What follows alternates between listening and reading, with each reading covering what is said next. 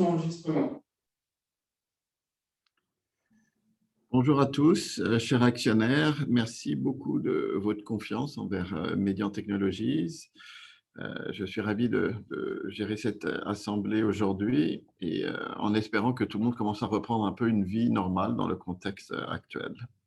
Dans le contexte d'épidémie du coronavirus et compte tenu des mesures administratives limitant et interdisant les rassemblements collectifs pour des motifs sanitaires, la présente Assemblée générale se tient à huis clos, sans que les actionnaires ne soient présents, que ce soit physiquement ou par conférence téléphonique ou audiovisuelle, conformément à la réglementation applicable. Le bureau de l'Assemblée générale a été préconstitué par le conseil d'administration lors de sa séance du 6 avril 2021 et est composé comme suit. Moi-même, président de l'Assemblée, Frédéric Braque, directeur général et administrateur de Mediant Technologies, scrutateur M. Bernard Reymann, actionnaire, acceptant et salarié de la société et directeur financier de la société Mediant Technologies, scrutateur M. Nicolas Dano, actionnaire acceptant et salarié de la société, secrétaire M. Jean Olivier, salarié de la société. Assiste également à la présente réunion M. Jean-Marc Lorenzo et Hakim Abdelkafi, représentants du comité social et économique. Maître Arakelian et Maître Rib. Tous les membres assistent virtuellement via la plateforme Zoom. Les actionnaires ont pu voter soit par l'envoi d'un pouvoir, soit par correspondance. Maître Arakelian, pouvez-vous nous confirmer le statut du quorum? Merci, Monsieur le Président. Nous avons 56,46% de participants, donc nous pouvons tenir l'Assemblée. Merci. Je déclare donc la séance ouverte. Il n'y a pas eu de questions écrites de la part des actionnaires et je vais vous faire une petite courte présentation pour expliquer un peu ce qui s'est passé sur la dernière année.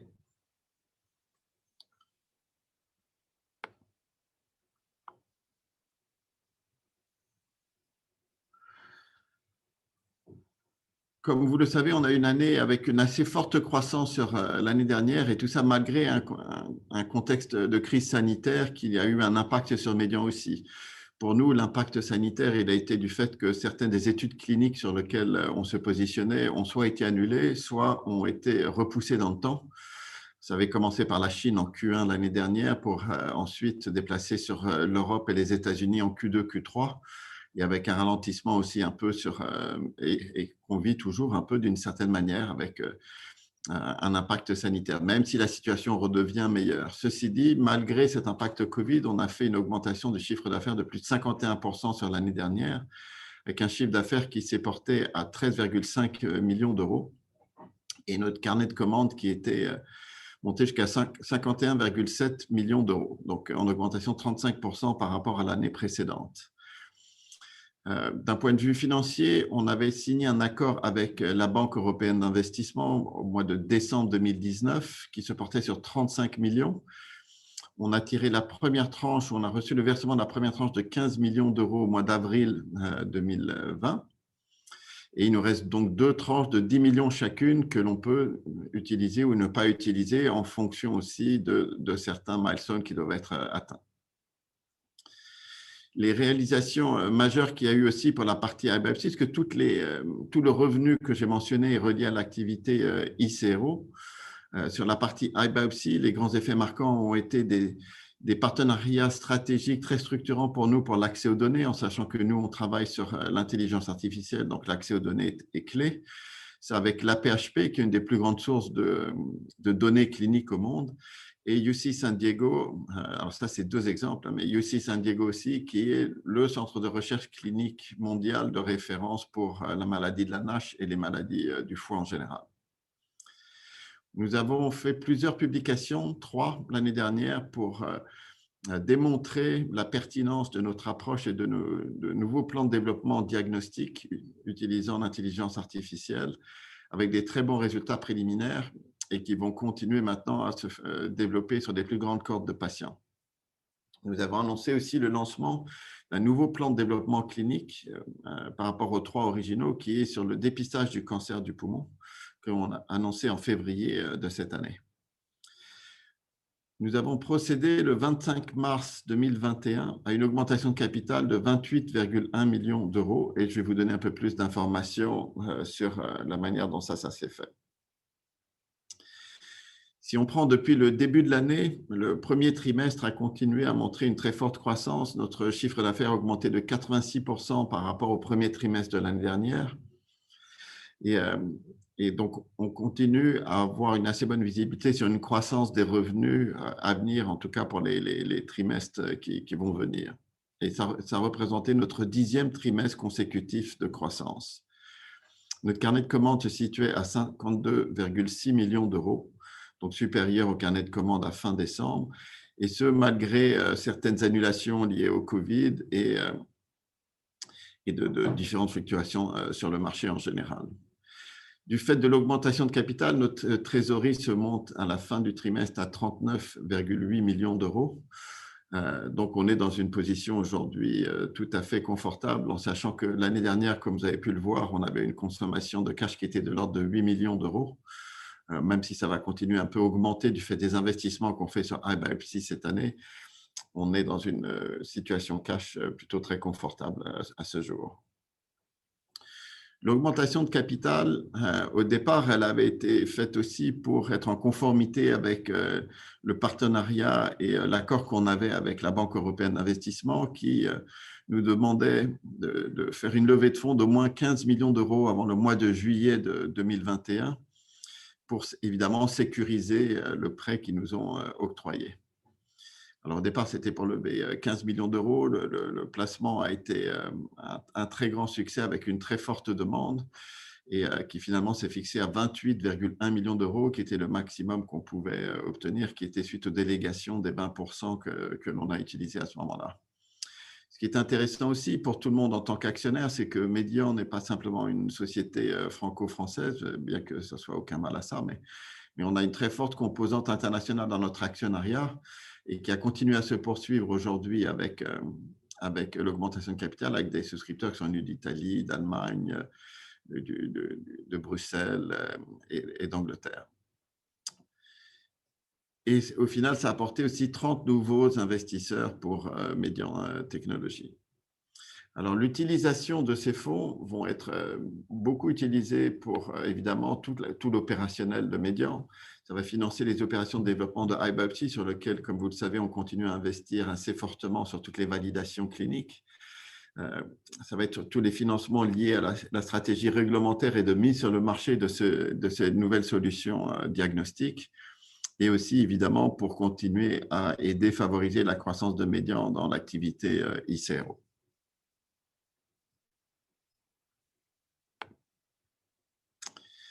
Voilà, pour montrer notre actionnariat, comme je disais tout à l'heure, on voit que c'est un actionnariat qui est quand même très international aussi. Donc, il y a des grands fonds internationaux, il y a un grand fonds chinois. Alors, le fonds chinois, c'est un grand partenaire industriel de santé chinois qui est un spécialiste des maladies du foie et qui nous a beaucoup aidé sur notre pénétration sur le marché en Chine. Il y a Celestial qui est un très grand fonds américain, Bigworth qui est anglais, Canon, évidemment, qui est le groupe d'imagerie japonais et qui est très fidèle à Mediant déjà depuis de nombreuses années. Et voilà, ce qui est plutôt de bon augure en sachant que les solutions de Mediant, évidemment, ont une couverture complètement internationale et des clients complètement à l'international. Donc, avoir cet appui international des actionnaires est aussi une grande marque de reconnaissance à ce niveau-là.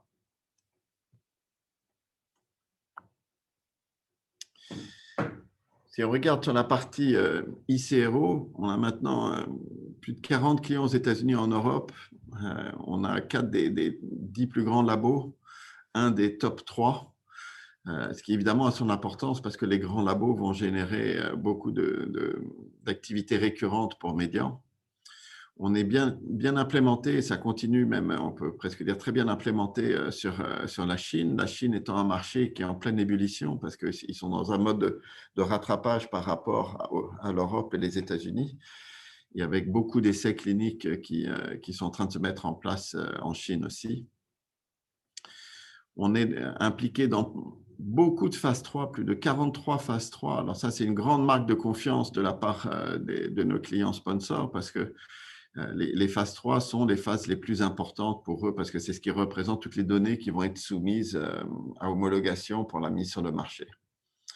On a été inspecté de nombreuses fois, que ce soit par la FDA, que ce soit par la FDA chinoise, par plus de 30 audits de clients depuis 2018.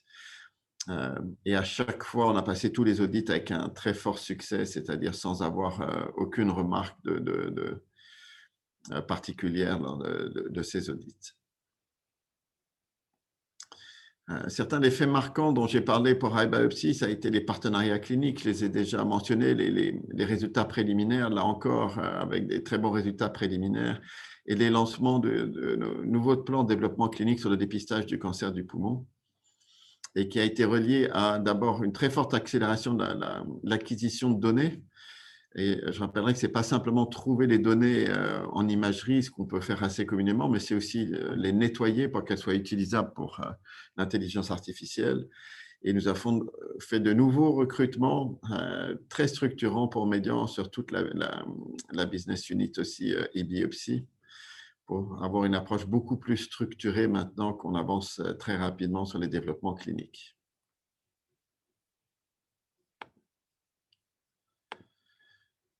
Alors, en conclusion, comment est-ce qu'on peut voir 2021 et la suite? Donc, on a eu une très bonne croissance sur la partie ICRO. C'est un marché qui est toujours très dynamique. Il peut très bien y avoir des fluctuations qui vont avoir lieu trimestre par trimestre parce qu'évidemment, il y a des rythmes qui sont différents et puis un impact de Covid qui existe toujours. Donc, il peut y avoir certaines fluctuations trimestre par trimestre.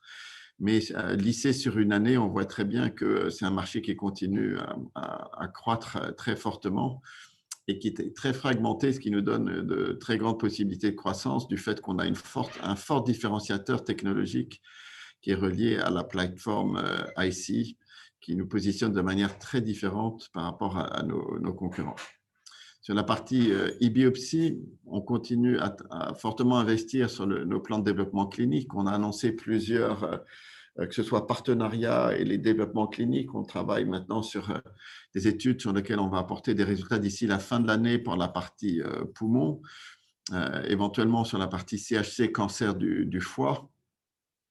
Et on avance aussi évidemment sur la partie NASH, mais avec les résultats qui sont plus attendus sur le courant 2022. Mais on avance très, très bien dans nos partenariats, que ce soit techniques, cliniques, technologiques, pour toute la partie validation maintenant de ces nouveaux outils diagnostiques, solutions diagnostiques peuvent avoir un impact majeur sur la manière dont on est capable de diagnostiquer et de traiter les patients en oncologie.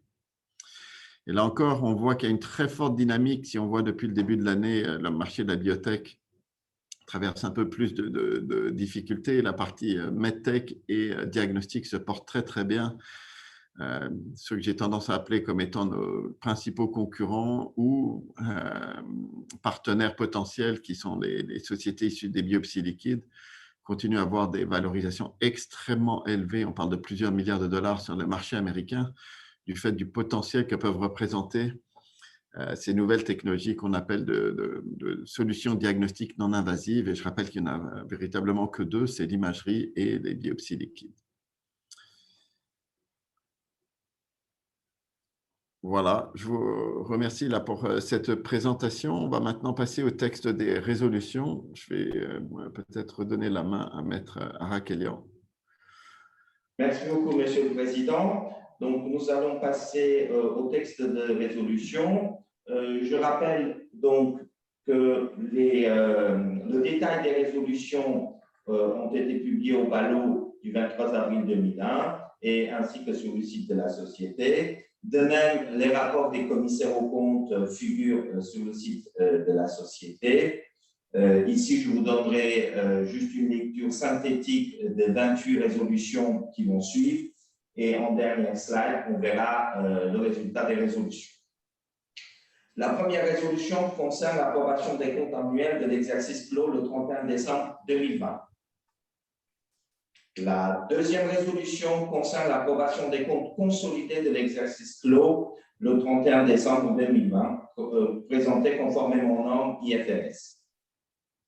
La troisième résolution concerne l'affectation du résultat. La perte de l'exercice de 9 737 237,70 € est imputée en totalité sur le compte report à nouveau. La quatrième résolution concerne l'approbation des conventions visées à l'article L225-38 du Code de commerce et qui sont donc décrites dans le rapport de gestion ainsi que dans le rapport spécial des commissaires aux comptes. La cinquième résolution donne quitus à M. Frédéric Prague. La sixième résolution donne quitus à M. Oran Mudero. La septième résolution donne quitus à M. Kim Haynes. La huitième résolution donne quitus à M. Kapil Dhingra. La neuvième résolution donne quitus à M. Ernst Stüge. La dixième résolution donne quitus à M. Otelos Rampakia. La 11e résolution renouvelle le mandat d'administrateur de M. Tim Haynes pour une période de 3 années. La 12e résolution renouvelle le mandat du commissaire aux comptes de la société PricewaterhouseCoopers pour une période de 6 années. La 13e résolution fixe la rémunération au titre des fonctions d'administrateur conformément à l'article 225-45 du Code de commerce à la somme de 150 000 € au titre de l'exercice 2021. La 14e résolution constate la reconstitution des capitaux propres suite à l'augmentation de capital qui a été réalisée en mars 2021. La 15e résolution autorise le conseil d'administration à racheter les actions de la société dans le cadre des dispositions de L22-10-62 du Code de commerce, dans le cadre des objectifs autorisés, dans la limite de 10% du capital social, à un prix unitaire maximum de 20 € pour une période de 18 mois. La 16e résolution autorise le conseil d'administration à réduire le capital social par annulation des actions détenues en propre, conformément aux dispositions de l'article L22-10-62 du Code de commerce, dans la limite du 10% du capital social pour une période de 18 mois. La 17e résolution donne délégation au conseil d'administration à l'effet de procéder à une augmentation de capital par émission d'actions de valeur mobilière donnant accès au titre de capital ou donnant droit à l'attribution de titres de créance de la société, avec maintien du droit préférentiel de souscription pour une durée de 18 mois, pour un plafond du montant nominal des augmentations de capital de 500 000 €. Le prix de souscription ne pourra être inférieur à la moyenne des cours de clôture de l'action de la société constatée lors des 20 séances de bourse précédant sa fixation, éventuellement diminuée d'une décote maximale de 20%. La 18e résolution donne délégation au conseil d'administration à effet de procéder à une augmentation de capital par émission d'actions de valeur mobilière donnant accès à d'autres titres du capital ou donnant droit à l'attribution de titres de créance de la société, avec suppression du droit préférentiel de souscription dans le cadre d'une offre au public pour une durée de 18 mois, pour un plafond du montant nominal des augmentations de capital de 500 000 €. Le prix de souscription ne pourra être inférieur à la moyenne des cours de clôture de l'action de la société constatée lors de 20 séances de bourse précédant sa fixation, éventuellement diminuée d'une décote maximale de 20%.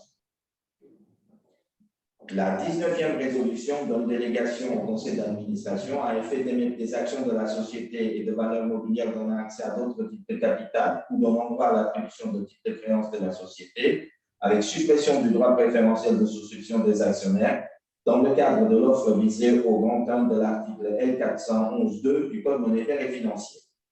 Pour une durée de 18 mois, le prix de souscription ne pourra être inférieur à la moyenne des cours de clôture de l'action de la société constatée lors des 20 séances de bourse précédant sa fixation, éventuellement diminuée d'une décote maximale de 20%. La 20e résolution donne pouvoir au conseil d'administration à l'effet d'augmenter le nombre de titres à émettre en cas d'augmentation de capital avec ou sans droit préférentiel de souscription pour une durée de 18 mois, conformément à l'article L225-135-1 du Code de commerce, pour permettre d'augmenter le nombre de titres à émettre en cas d'augmentation de capital social dans la limite de 15% de l'émission initiale résultant des délégations réalisées en vertu des résolutions 17 à 19 et des résolutions 26 à 27. La 21e résolution fixe le plafond global d'augmentation de capital objet des délégations consentées précédemment pour un plafond de 1 million d'euros pour les résolutions 17 à 19. La 22e résolution donne pouvoir au conseil d'administration, en vue de consentir au profit des bénéficiaires qu'il déterminera, des actions gratuites existantes ou à mettre dans la limite maximum de 10% du capital social, et ce conformément aux articles L225-197-1 et suivants et L2210-59 et suivants du Code de commerce, pour une durée de 38 mois, pour un plafond du nombre total d'actions gratuitement attribuées de 10% du capital social au moment de leur attribution, au profit des bénéficiaires déterminés par le conseil d'administration, avec une période minimale d'acquisition d'1 an. Le durée minimum cumulée des périodes d'acquisition et de conservation devrait être de 2 ans. La 23e résolution donne pouvoir au conseil d'administration, en vue d'émettre au profit des bénéficiaires qu'il déterminera, des options de souscription d'actions conformément aux dispositions de l'article L225-177 et suivants et L2210-56 et suivants du Code de commerce, pour une durée de 38 mois, avec un plafond de 500 000 options donnant droit à 500 000 actions, au profit des bénéficiaires déterminés par le conseil d'administration, pour une période maximale de 7 ans pour lever les options, et pour un prix de souscription aux actions déterminé par le conseil d'administration conformément à l'article L225-177 du Code de commerce. La 24e résolution donne pouvoir au conseil d'administration à l'effet de décider une augmentation de capital réservée aux salariés de la société conformément aux articles L33, 32, 18 et suivants du Code du travail, pour une durée de 18 mois, au profit des salariés anciens salariés de la société adhérant à un plan d'épargne d'entreprise, avec un plafond nominal de 1% du capital. La 25e résolution consiste en l'annulation des délégations données au conseil d'administration par l'Assemblée générale extraordinaire en date du 19 juin 2020. Il s'agit de l'annulation des délégations prévues aux résolutions 15 à 23, 26 à 27 de l'Assemblée de l'année dernière. La 26e résolution donne pouvoir au conseil d'administration à l'effet de procéder à une émission réservée d'actions de la société et de valeurs mobilières donnant accès aux actions de la société pour une durée de 18 mois avec un plafond de 300 000 actions pour un prix unitaire de souscription égal à 95% du prix par action dans le contexte de la dernière levée des fonds de la société au moins de 5 millions d'euros et souscrit par tout nouvel investisseur. La 27e résolution liée à la résolution précédente supprime le droit préférentiel de souscription au profit de la Banque européenne d'investissement. Et enfin, la 28e résolution donne pouvoir pour les formalités. Enfin, comme vous voyez dans ce tableau, toutes les résolutions qui ont été présentées à l'Assemblée ont été adoptées. Je vous passe la parole, Monsieur le Président.